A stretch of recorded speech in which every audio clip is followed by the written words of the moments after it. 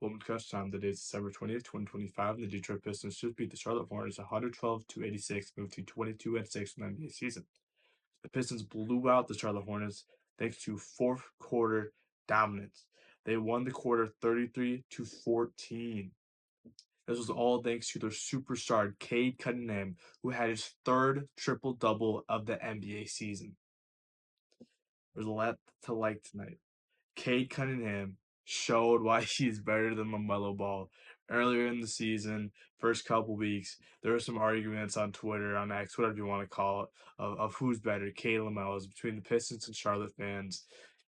And there's no debate. I don't think there was really a debate then. Cade Cunningham is easily the better player than LaMelo. LaMelo has usually like pretty stats, but he doesn't play winning ball, and he proved it tonight. Cade Cunningham had 22 points, 10 rebounds, 10 assists, team best plus 33 on the court. He was amazing when he was on the court. The team was doing good when he was on the court. When he's off, at least before the fourth quarter, the team was shaky. The team was stagnant. The offense was stagnant. The defense was struggling a little bit. LaMelo Ball, though, he has 8 points. 3 for 14. He fouls out in the fourth quarter with 6 minutes left. He can't control his defense. He's a team worst -27. They didn't even lose by 27. They lost by 26. Like that's a terrible game. And that's worse. That's one of the worst games I've ever watched from Melo against the Pistons. Maybe his worst game against the Pistons, because he usually does decent against us. Because he's not a bad player, but he's just nowhere near Cade Cunningham's level. LaMelo is a borderline all-star when he feels like it, when he feels like winning, when he feels like trying. LaMelo Ball tries to play hero ball basically the whole game.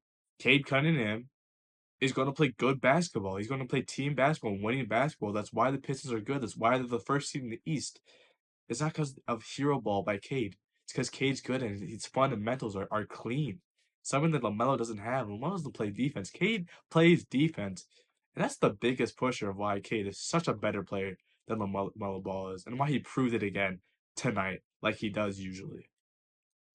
Jalen Duren, 19 points, 11 rebounds. He struggled a little bit in the first half. I think he only had about 6 points and a few rebounds. He was in foul trouble, but second half he really put it together. Again, fourth quarter, everyone kind of dominated.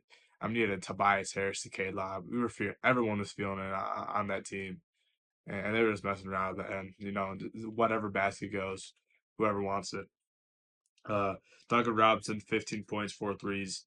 Very good to see him shoot. He went down Mavericks game. It was either the third quarter or fourth quarter, and then he missed the rest of the game. And he was over 5. He wasn't good shooting wise that night, that loss. But him just being on the floor and helping spacing is huge. And he also was the only good 3-point shooter today. No one else was good. So him making those, well, obviously in the end didn't really matter. At the time, they were big momentum shifters. Tobias Harris, 16 points, 5 rebounds. Most of them came from free throws. That's just how it is. Just solid night from the guy.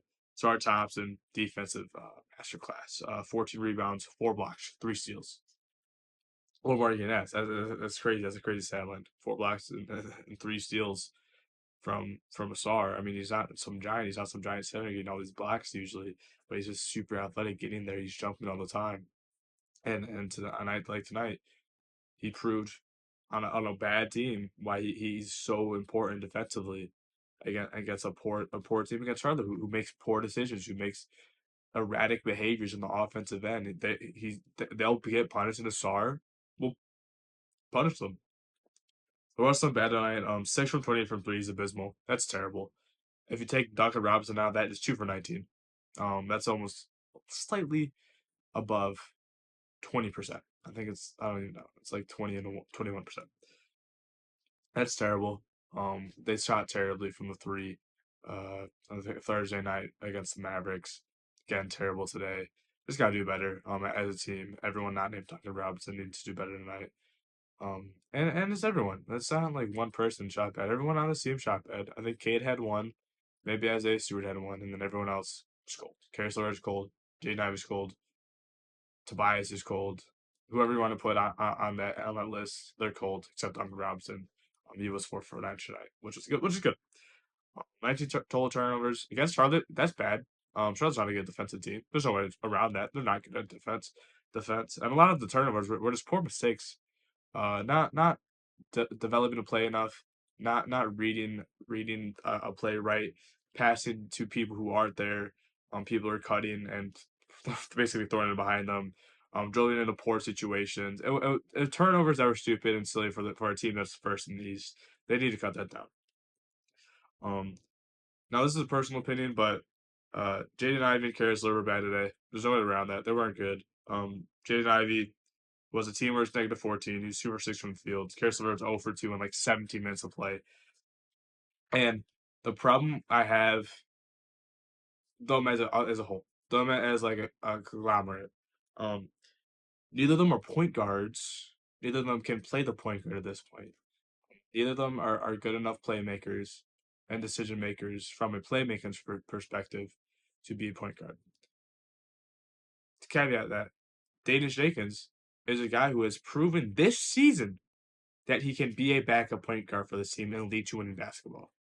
Danish Jenkins did not play today until the garbage time. I don't think Ivy and Karis LeVert should be on the floor together, kind of sharing that point guard, that backup point guard role, which they kind of did today, and it led to stagnant offense, it led to turnovers, led to this sloppy bad offense. And that was why the game was close until the fourth quarter. Um, the second quarter was terrible for the Pistons, and a lot of those minutes was Ivy and Karis together. It did not work. It didn't work, and it's just because neither of them are point guards. Like you can want Ivy to be a good playmaker. He was a okay playmaker before. He's not that good of a playmaker. He's fine.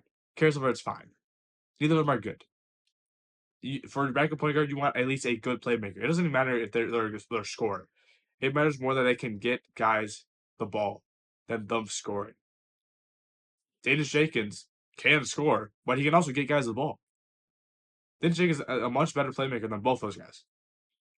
Danish Jenkins should be in a rotation.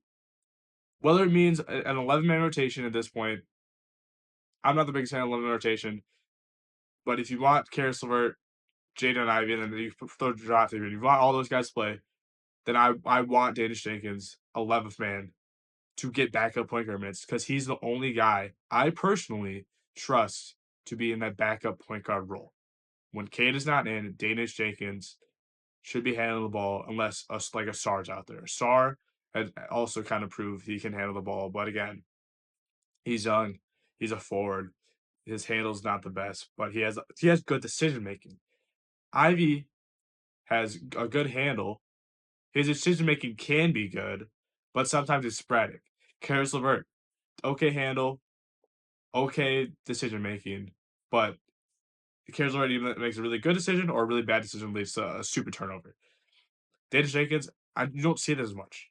The turnovers from Danish Jenkins are just flow of the game turnovers. Really, they're different. They feel different. They look different. The momentum shift is different when it happens.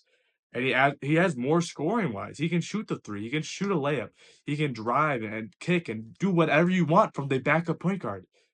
That guys like Ivan Karis can't do on a night out basis right now. And it's Danish Jenkins needs to be playing on this team, one way or another.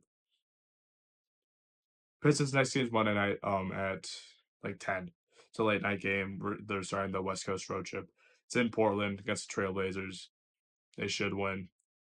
Trailblazers are mediocre at best. But hey, Pistons should have beat the Mavericks, so we'll see. Hopefully they can carry that force momentum they had today into that game. And hopefully the travel as well. They're not too jet lagged. So hopefully they can win that game. Thank you.